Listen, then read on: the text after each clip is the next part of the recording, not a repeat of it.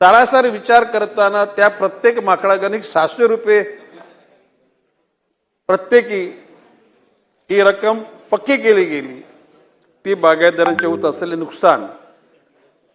अध्यक्ष महोदय, या ठिकाणी प्रामुख्याने कोकणामध्ये रत्नागिरी आणि सिंधुदुर्गामध्ये माकडांच्या वावरामुळे लोक त्रस्त आहेत। काही ठिकाणी तर ही माकडे घरात जाऊन घरात शिजलेलं अन्न सुद्धा घेऊन जातात आणि खातात कमी आणि नुकसान जास्त करतात। केलीच्या बागेमध्ये, पोपलीच्या बागेमध्ये पुनर्स्थापन खाणं 10% असेल, परंतु नुकसान मोठ्या प्रमाणामध्ये करतात। मधल्या काळामध्ये ही वानर पकडणाऱ्या घटकांना आपण प्रत्येक वानरागणिक 300 रुपये देत होतो। कोकणातल्या काही समाजसेवी संघटना आणि काही लोकप्रतिनिधी मला भेटले। त्यांनी सांगितलं की 300 रुपये तुटपुंजा याच्यावर पकडणारे लोक तिथे स्वारस्य घेत नाहीत। आणि म्हणून अध्यक्ष महोदय, मी अधिकाऱ्यांना बोलून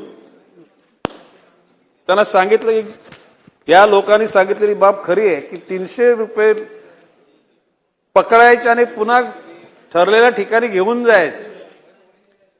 आणि म्हणून सरासर विचार करताना त्या प्रत्येक माकडागणिक 600 रुपये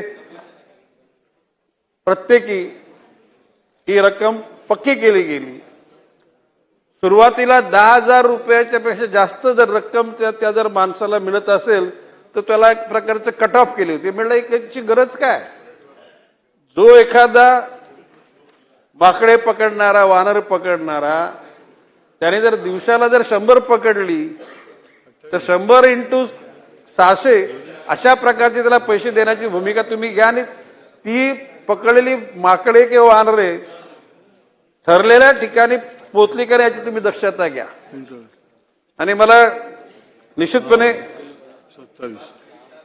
आपल्या माध्यमातून अध्यक्ष महोदय, सभागृहाला ही बाब कळवण्यात आनंद होतो की 600 रुपयाच्या अनुषंगानं हजारो माकडं पकडली गेली आणि योग्य ठिकाणी पोहोचवली गेली। याचा अर्थ ती सगळीच माकडं पकडली असा माझा दावा नाही।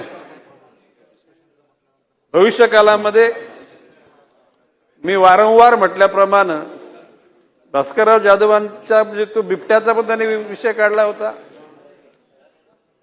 मी काल विधान परिषदेमध्ये उत्तर देताना असं म्हटलेलं आहे विधेयकावर की कोकणामध्ये प्रत्येक जिल्ह्यामध्ये एक बिबट सफारी करणार होता। बिबट